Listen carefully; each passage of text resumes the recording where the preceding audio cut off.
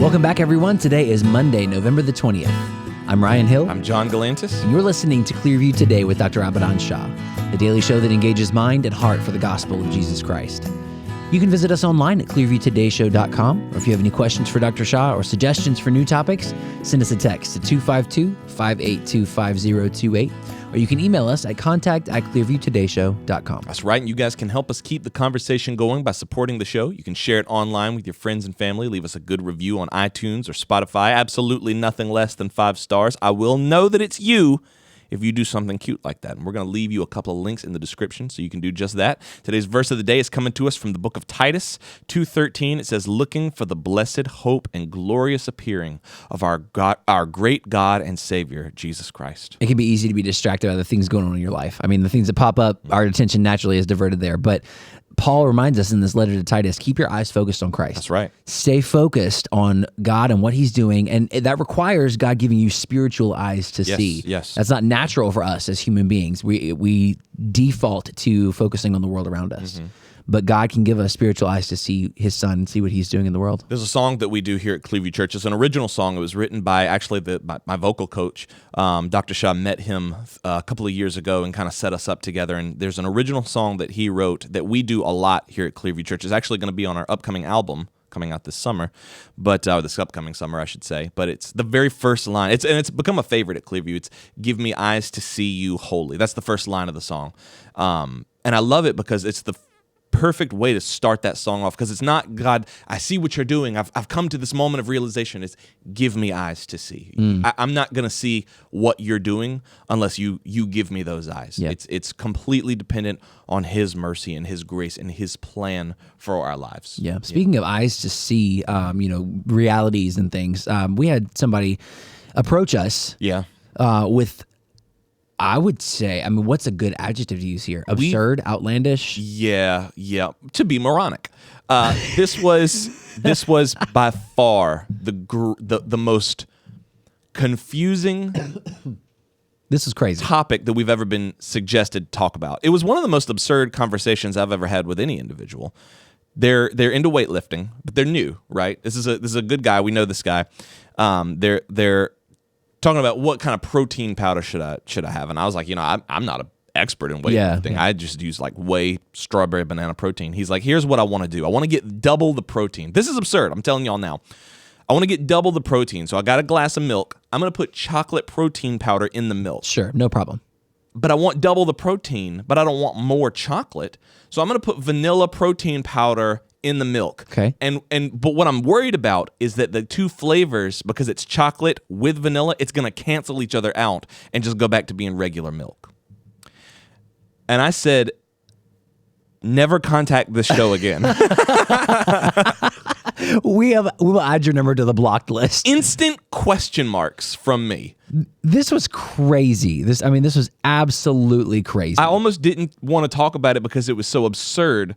And people have been asking us, like, what does any of this have to do with Christianity? And I'm like, hey, look, it's fun intros. It's a way for us to break the ice. This is absurd. Yeah. This is crazy. Well, here's the thing. Like, if you have chocolate and vanilla that cancel each other out, what does swirled ice cream taste like? Yeah, Neapolitan ice cream. What does cookies and cream taste like? So what do Oreos taste like? So couple of thoughts on the table. Number one, vanilla is not plain. Right. Vanilla is a flavor. Just because it's the default flavor that most stuff come in doesn't mean that it's like plain. No, it is an actual flavor. Milk isn't vanilla. No, milk tastes like milk. Right. Milk is not vanilla. You can get vanilla milk, but there's no vanilla. Right. Also, vanilla and chocolate are not polar opposites. They don't cancel each other out. Right. It's not like negative numbers, and like if I have -5, that's chocolate, and then I add +5, that's vanilla. Now I end up back zero. at 0. You're at baseline. That's Doesn't not work. the way that works. It's the same as saying, I'm going to mix spaghetti sauce and Alfredo sauce. And since those are opposites, I end up with no sauce. There's no sauce. It's just plain noodles. I talked to this person, and I told him all this. I said, I'll talk about it on the show. My fear is that you will look foolish because those aren't the opposite. He said, it does cancel it out. It doesn't matter the flavor because vanilla is white. So it's going to cancel out the brown and bring it back. What? So I said, put ranch in your milk. Yeah. Put Alfredo Stir sauce some in your milk. mayonnaise in there. You let me know if it goes back to just being regular milk, if it cancels out the chocolate. This is because it's white. unbelievable.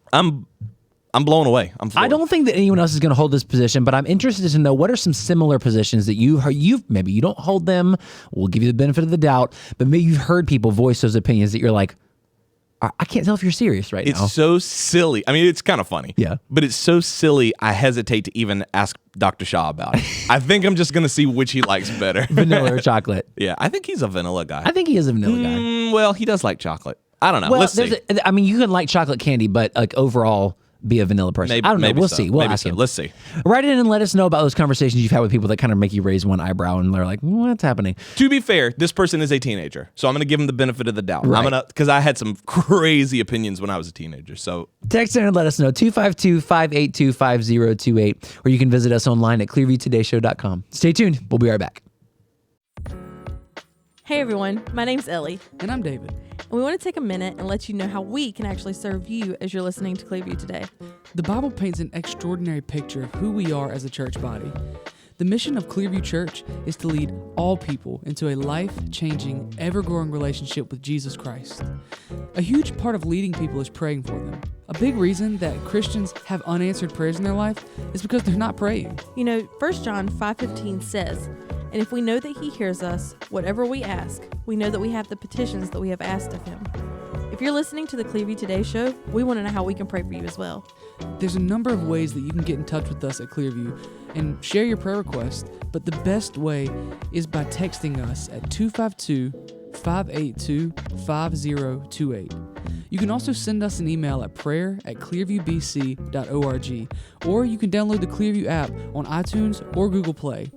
You know, on that app, there's a dedicated prayer wall that helps us to get to know what's going on in your life, how we can pray for you, and how we can take any necessary steps to get you moving in the right direction. Thanks for listening. Now let's get back to the show.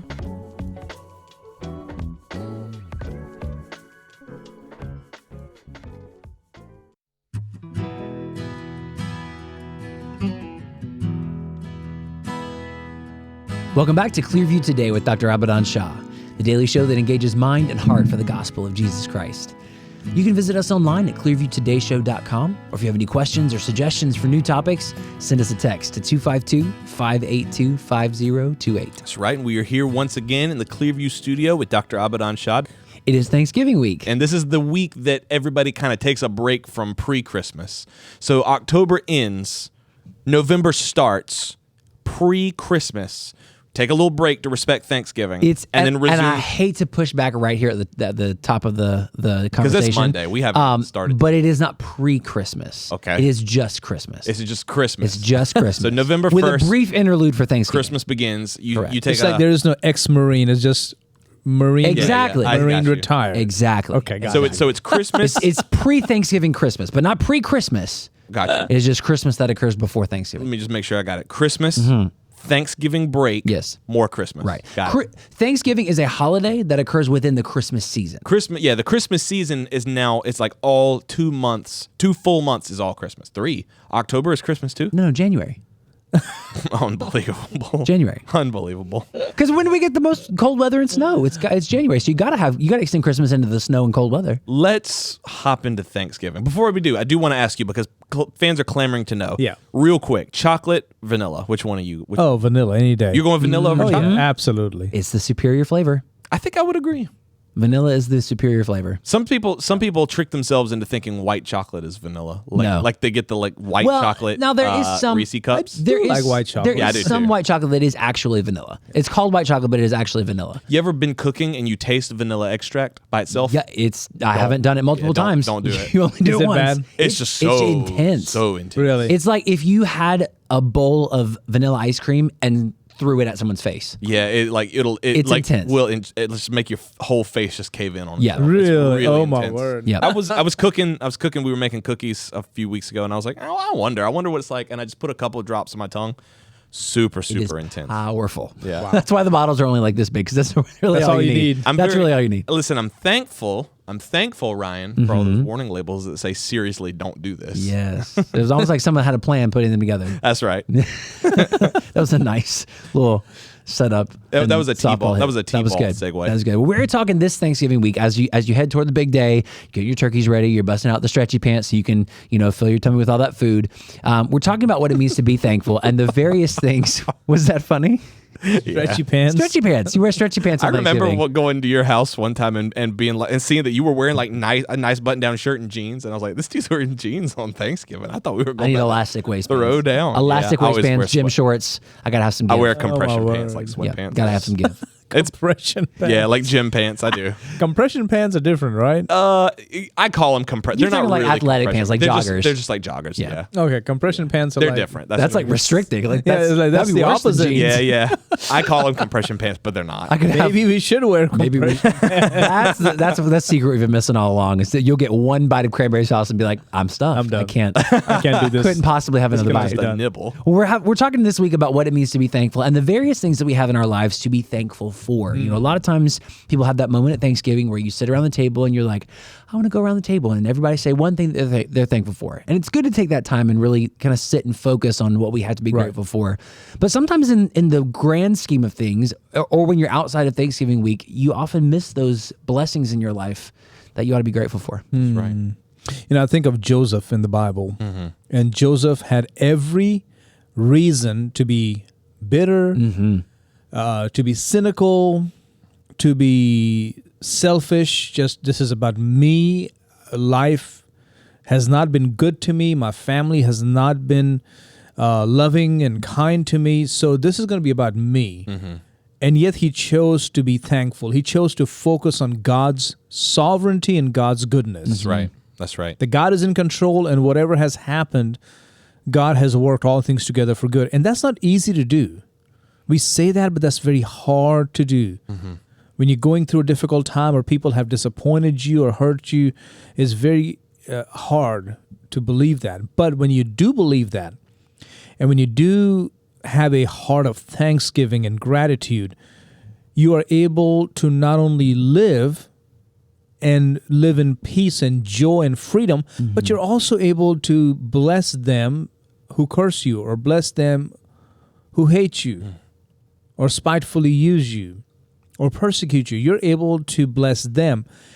Now, if they don't know Christ, they need to come to know Christ. If they do know Christ, they need to get their hearts right with Him. But ultimately, you are no longer wishing ill on them. You're not sitting here hoping they have a wreck or find out they have cancer or they just move far away. I mean, none of those things are preoccupying your mind. And I think it's even harder at the Thanksgiving season because so many people are focused, like hyper-focused on their family dynamics. And if there's any level of dysfunction there, you typically, not always, but typically people choose to be bitter and they choose to hyper-focus on all the things that their family has done to them. But it's still kind of like you said, it's still very me-focused. Of course. It's me as the moral center, and here's all the ways that my family or my friends or whoever I'm celebrating with haven't lived up to my impossibly high standard or my unfair standards. Yeah. And that's a very bad place to be. And when you are in that place, it's more than just it's a bad place to be. It's how you react, how you respond, how you blow up or how you clam up or how you lash out or how you hold it all in. All those things are not good for you. They're not good for you. And so I'm hoping in our discussion today we'll talk about how even if you have a dysfunctional family, you can still have a heart of gratitude. Well, I love how you mentioned Joseph because if I think of a dysfunctional family in the Bible, that's typically where I go. Yeah. You sometimes fall in that trap of thinking biblical families and biblical heroes just had this idyllic life. They were like larger than life people, these heroes that you see in your Sunday school coloring books. But they were people just like us. Like they if had I was messed up lives just like we do. If I was like in early humanity and I was like making myths for what people should be, how people's behavior should be, I certainly wouldn't put any family dysfunction. I would make all my characters, if they're truly mythological, I'd make them flawless. I'd make them like a Superman or something where they're the ideal for human behavior. And it's just the opposite. I mean, if you go beyond Joseph, go back to his parents, Jacob, Leah and Rachel. He just wanted one wife. He ended up getting two. Think about that. Yeah, he that's didn't true. want one. I mean, not that he hated the one. It was just not what he wanted, Yeah. but he ended up having two. And back up a little bit, you got Isaac and Rebekah. They had two sons who didn't get along, right? Jacob and Esau didn't get along. And then Esau married women that were so annoying to Isaac and Rebekah. And then if you back up even further, you have Abraham and Sarah. Yeah.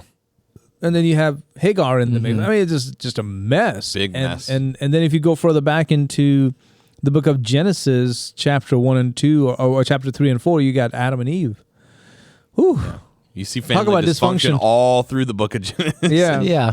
And families that God is directly working through. This isn't like some tangential family that, we encounter every now and then. They're like this minor character that keeps They're occurring. like- they're like- Center These stage. are the subjects. This is the one that God is directly Yeah, working these ain't through. even like the Edomites off in the wilderness. Yeah. somewhere. No, This no. is like the people that God himself is speaking face to face to. And they're like, I still The can't. I don't know. Edomites are doing well. Yeah. The Edomites have the road named after their family. They have family on either side of the road. They look like They're doing great. They look like the Grinch at the very end when he's carving the roast Yeah. beef, and they're all sitting around the table, and the Edomites are like, "We got this. Man. I don't know what y'all problem is." They got it made. They got it. Everybody's watching for everybody's, back porch and front door. I mean, they got they are great. Somebody gets sick, the whole family shows up. Somebody has a wreck. There are like 3 cars you can borrow and 4 trucks you can take. Get into the church. Beautiful picture. You talk about the heroes. They're like, my brother wants to kill me. No, yeah, I know. I want to kill my brother too. Oh no. You see the guy running over there? he's- I gotta go. He's actively trying to murder me. Hey, is that your wife? This is my sister, man. It's all good. Take her home, man. You good? You can have her. Like, what's He's going like, "So on? what got you to Egypt? Well, my brother sold me. Yeah. Beat me up. Sold Just me. one of them? Nope. Every single one. Every single one. Every They single turned one. on. They Except for wanted- one. Except for one. Yeah, they wanted. Well, honestly, they wanted to kill me, but Yeah. he made them look deep inside their heart. Yeah. And Thank goodness they just settled Yeah. for selling me into slavery. yeah, they showed me mercy and sold me into slavery. So, I mean, if you didn't think about that, I hope somebody listening today who feels like, how did this happen to my family? Or I wish I could restart my family. Just know that you are in good company. You're not in the company of the Edomites. You're in the company of, God's people. That's right. And this is sometimes what happens, and it doesn't make sense. It is frustrating, but just know through it all, you are acting out the drama of how God relates with his people. I think that's a great point because it's in the midst of those times in life where I think we blind ourselves to God's plan the most. Yeah. Like I never go through drama or hardship in life. And I should, but I never go, you know what, maybe this is part of God's plan. Maybe this is God is weaving something together. It's only when I'm almost over it and I look back and I'm like, maybe it was all for the best, but never in the middle to give me hope and encouragement. Right. Yeah, I totally agree. And that's what we're going to see in this brief lesson today is that his family was messed up and, he was sold into slavery, as we mentioned, by his own brothers. And this problem began very early on where there was animosity between them because of Joseph's dreams. In fact, it says in Genesis 37:4, but when his brothers saw that their father loved him more than all his brothers, they hated him and could not speak peaceably to him. So you can just imagine how there are no good memories in their lives. Sounds like a lot of Thanksgiving dinners these days. Just Yeah. no Yeah. peace at the table. Yeah. And then he is in Egypt, and God's divine plan is working. In Genesis 39:1, he is taken to Potiphar's home, who is an officer of Pharaoh, and he's the captain of the guard, an Egyptian, and he makes him work in his home. And while he's working there, he realizes that this man is special, and everything that he touches is successful. So he turns over everything to Joseph except for his wife. He said that that's how much power Joseph had in Egypt. And then, as you know, life is never simple. Joseph's master's wife, Potiphar's wife begins to cast longing eyes after him and then attacks him, and Joseph runs away, and she falsely accuses him. And Potiphar, I think he knew what was happening, and he threw him into prison. Yeah. But he didn't throw him into any prison. He threw him into federal prison, where the high-profile people were. Right. Just like where we live here, there's a federal prison down the road, and some very, we're not going to mention the names, but very well-known people, very well-known, like world-famous people, have been I think they're there at this moment. incarcerated there. Yeah. Yeah. At least one I can think of is there at this very moment. Yeah. But yeah, I do see what you're saying. Like God's plan is working in a way that Joseph, at least maybe at the moment, just can't see. You Yeah. know what I'm saying? Like it's like everything bad that can happen is happening. Yeah. Joseph, I mean, you said it, Dr. Shaw, but he had every reason and we would even say every right to be discouraged, to be frustrated, it was like one thing after another. Even after he gets sold out from his brothers who were this source of tension, right. I mean, he has Potiphar's wife to deal with, and then he's thrown in prison. He's wrongfully accused, even though God was taking care of him, and even though Potiphar was looking out for him and throwing him in federal prison. Just, I can't imagine how discouraged he must have felt. Do you think this was his like phone booth moment? And if you don't know what I mean by that, Dr. Shah's told a story on the podcast before. We can link to that episode. But everybody has in their life that phone booth moment where it's like, this is the low point. Yeah. This is the lowest. Yeah, it was for me in 1993, and this was December, and I had gone through a very rough patch in my life. Everything fell apart around me in my life, relationship, finances, everything, and I felt very low. And in that low period, my brother called me to come join him for Christmas. I didn't want to go, but he sent his friends over and said, just get him and bring him. And so I remember this guy coming to my room and saying, hey, so you're going with us to Philadelphia? I said, I don't want to go. I want to just stay here on this campus. Nobody's around. Just a handful of international students. We work, so I don't mind doing that. He said, oh, no, your brother wants you to go. So I went, long story short, and we were supposed to meet up at this exit, and my friends dropped me off at the exit, and they kept on going.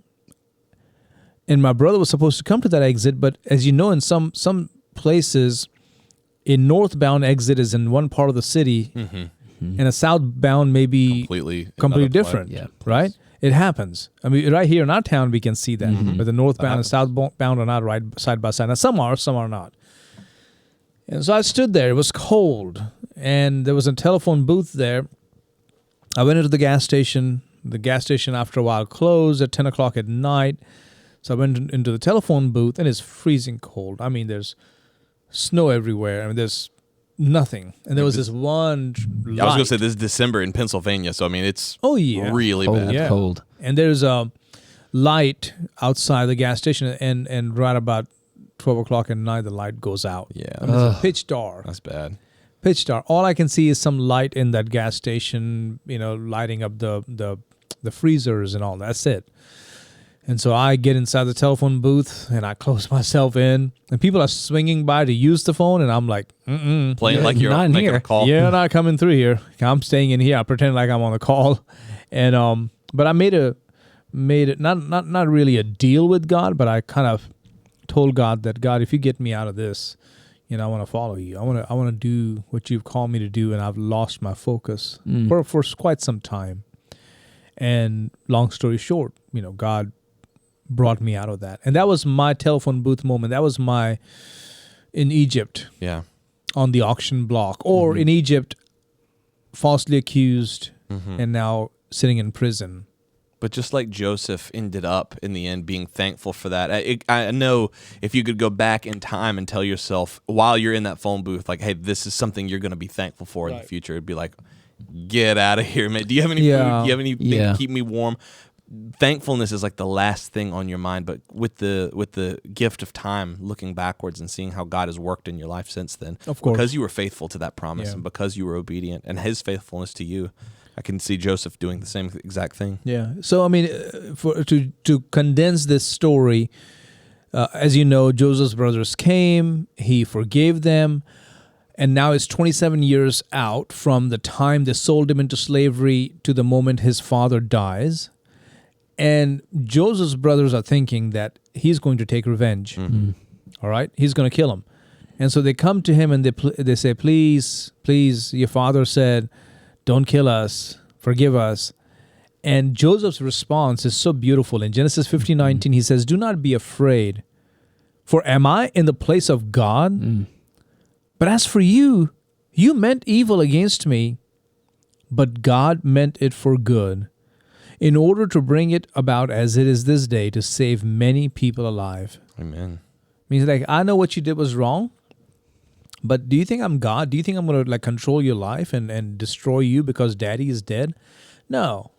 I know God is in control, and he allowed it to happen so that I could save many people, your lives, your children, your grandchildren. So there's no resentment here. There's no bitterness here. We got the bigger picture in mind. Yeah. So I want to ask the people who are listening or watching, I mean, do you have the bigger picture in mind? You got to get the bigger picture. If you don't get the bigger picture, the little things in life will bring you down so low.